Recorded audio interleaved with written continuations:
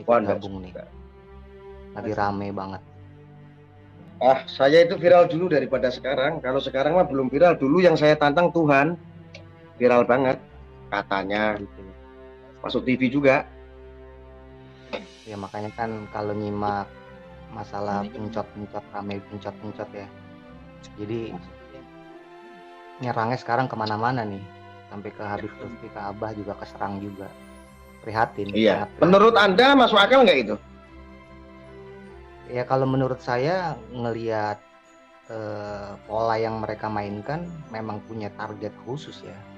Artinya sekarang nih, saat ini ada silet istilahnya ya. Kita ngukurnya pisau silet yang lagi coba nebang pohon yang sangat besar. Gitu loh. Artinya tidak buat peruntukannya. Kalau silet ya harus ketemunya kan sama kumis. Kampak baru ketemu sama pohon besar. Kayu. Gitu loh. Artinya gini, yang tadi sampean utarakan ya, Habib Lutfi kan Abah nggak bakal ngurusin hal-hal pencot kayak begini, udah nggak mungkin. Artinya kalau seandainya pancingan ini disamber sama Abah, ya mereka akan coba lempar umpan lagi. Gitu. Goreng lagi, jadi nggak selesai. Iya, jadi saya sepakat sama sampean di bab ini ya. Di bab ini saya sepakat. Kalau memang ada ranah yang masuk di ranah hukum ya harusnya jalan pakai proses hukum aja kalau memang merasa mereka benar, nggak usah pencot di sosmed gitu. Jadi ya itu bagi warga yang masih nggak cacat logika, Bang. Iya, makanya kan kita nih jadi sebenarnya muhibin orang-orang alim ya, termasuk para habaib juga kan. Habib Lutfi kan selain habaib beliau juga kan ulama. Kita nggak melihat jabatan beliau di pemerintahan lah ya sebagai Watimpres, kita nggak melihat itu. Yang kita lihat kan ulama, orang alim. Kok nggak lepas juga dari serangan-serangan seperti ini? Ini mau dibawa kemana anak-anak bangsa jadinya gitu? Kalau semuanya kena dampak dari ya asal muasalnya mungkin ya, mohon maaf ya, asal muasalnya mungkin kisru nasab ya. Rembetnya kan akhirnya kan kemana-mana. Bagus. Ya, prihatin aja. Ke dunia mana? Dunia pencot. Nah, itu dia. Dunia pencot itu tahu nggak, Bang? Dunia pencot itu disponsori oleh lembaga AdSense. Nah, itu dia. Kan makanya ada istilahnya ujung-ujungnya cuan lah. Itu aja, cuan. Istilah akal. Gimana kalau gini, Gus ya? Itu kan dari sudut pandang jenengan. Kalau menurut sudut pandang saya gini, boleh nggak kalau seandainya Habib Lutfi mengklarifikasi, ya kemungkinan aja mereka bakalan taslim, mereka bakalan tidak berkoar-koar lagi. Itu gimana? Ada kemungkinan gitu juga kan, Gus? Jadi kan sudut pandang ini kan enak gitu loh, bisa sudut pandang positif. Tadi udah saya jawab. Ya menurut saya gitu, Bang Mif. Artinya kalau bilangnya kan kalau disambar digoreng lagi kan gitu. Nggak akan selesai. Andai ada klarifikasi dari Abah juga nggak bakalan selesai sampai di situ, tidak. Akan ada pola main baru lagi. Kan ada juga berpikiran bakalan selesai juga kan, sasa juga gitu kan. Kalau itu rame di siapa sih rame tuh? Kayak ada orang bicara tuh. Iya, ini di sekitar saya ada teman-teman. Oh, di tempat ente ya? Iya. Enggak, maksudnya kalau ada kemungkinan benar, ada kemungkinan salah juga.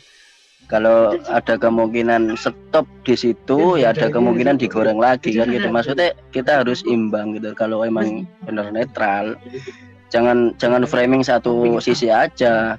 Setelah Habib Lutfi klarifikasi nanti digoreng lagi dan terus gitu ya. Ya gimana mau cerdas netizen gitu loh. Jadi kita kalau emang mau menggiring opini ya kita harus netral. Ke selatan ya ke utara juga, ke timur ya ke barat juga. Inilah kesempatan ini yang diambil oleh para pelaku. Bang Mif ini dikasih pemahaman sulit banget. Pelaku-pelaku yang gampang menuduh di medsos ini memang mencari kesempatan itu.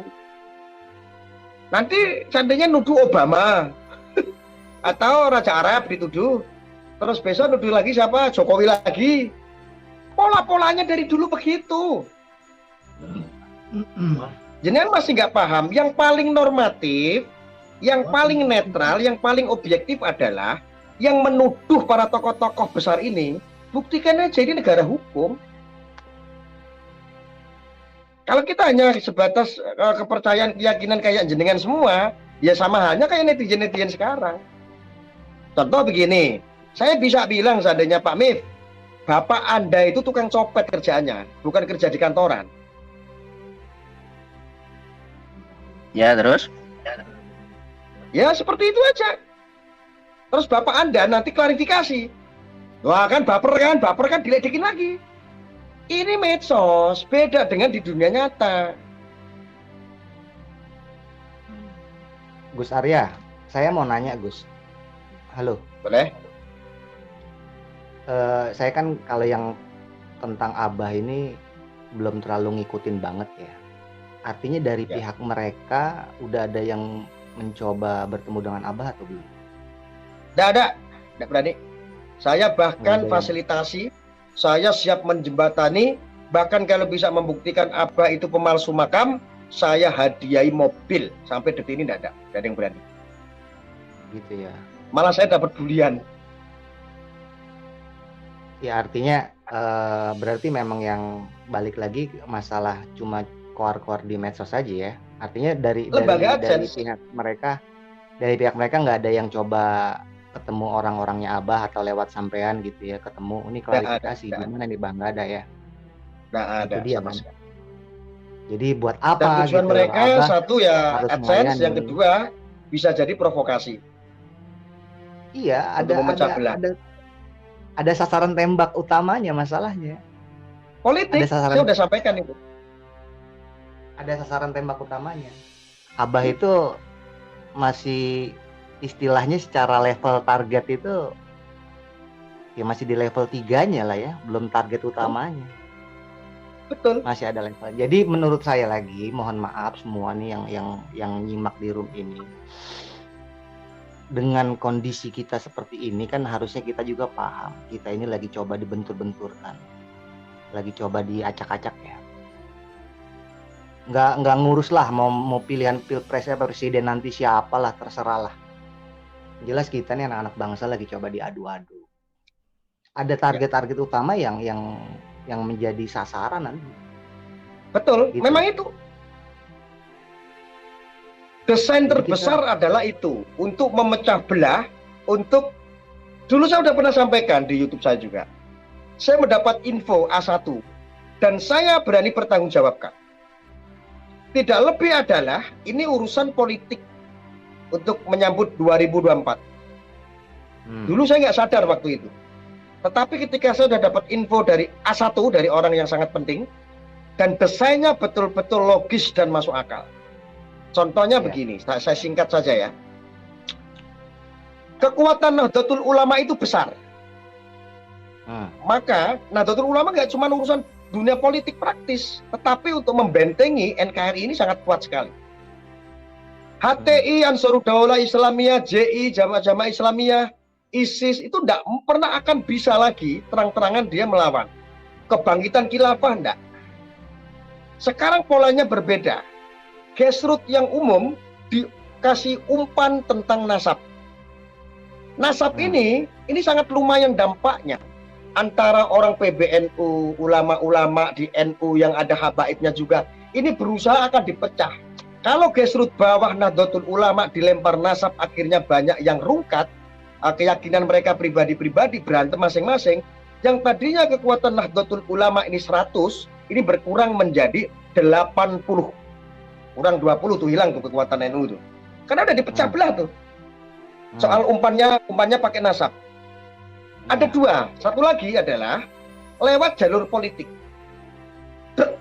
Jalur politik murni ini. Satu-satunya yang sudah terjadi saat ini adalah lewat partai politik PKB PKB itu afiliasinya adalah orang-orang Nahdlatul Ulama, sudah jelas. Notabene yang mengikuti PKB itu orang-orang NU. Dia kuasai Caimin.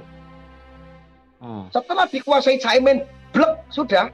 Yang tadinya 80, ini bisa bergeser menjadi kurang lagi 30, kurang lebih seperti itu analisanya. Menjadi kekuatannya 50.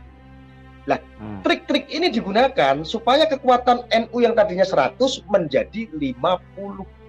Makanya jangan heran ketika kemarin Anies, ini kalau saya sangkut-sangkutkan ke sana ya, ini pribadi saya, mewakili siapapun.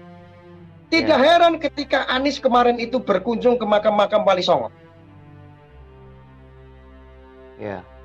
Caimin.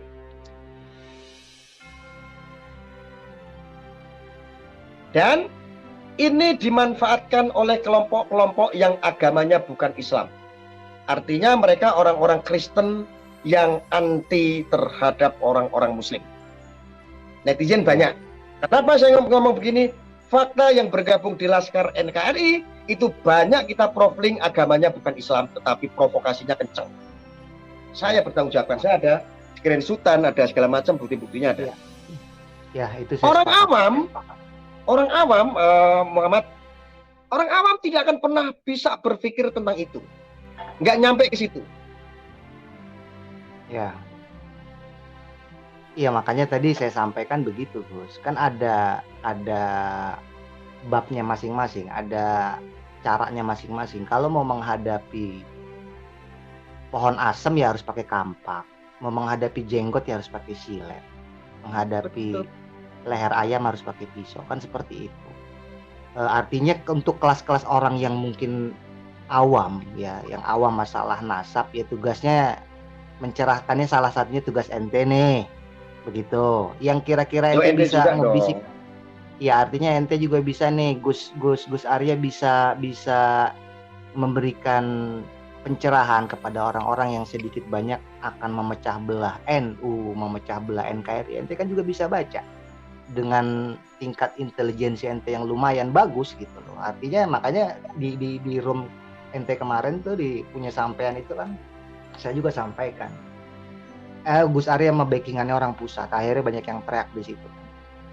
Artinya begini, kita bisa lihat lah, kisruh nasab ini kan hampir boleh dibilang udah kurang lebih 1 tahun ya Gus ya, kurang lebih ya, hampir 1 tahun atau belum 1 tahun gitu ya? Belum, baru kemarin kok. Baru kemarin ketika si Bahar itu bawa Wali Songo aja waktu itu. Baru sekitar 4 bulan kan. Lebih lah, ya kurang lebih segitulah ya. Nah, dari kalangan struktural PBNU banyak ulama-ulama, kiai-kiai khos kan. Beliau-beliau juga kiai-kiai yang sepuh, yang khos. Udah menelaah masalah ini. Mereka nggak mudah juga dengan umpan yang dilempar oleh Kiai Imad. Dimakan begitu aja nggak mudah. Ya. Kiai khos yang mungkin sebagian orang bilang mendukung tesisnya Kiai Imad, dia juga nggak semudah itu. Karena di sini banyak pola perpecahan, makanya Kiai ketua umumnya yang sekarang Kiai Holil Yahya ya, itu kan udah wanti-wanti stop. Nggak usah diteruskan. Kalau mau ikut konsep PBNU ya, lewat ucapan ketua umumnya, udah suruh stop kan. Tapi yang balik lagi ya dunia pencot nggak kelar-kelar gitu.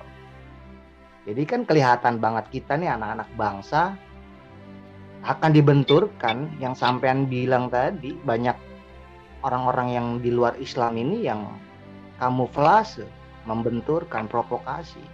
Tapi belum sadar apa nggak mau sadar, wallahu a'lam. Artinya target mereka memang kehancuran NKRI. Kehancuran NKRI caranya gimana? Ya NU-nya dulu diobok-obok, NU-nya dulu dilemahkan.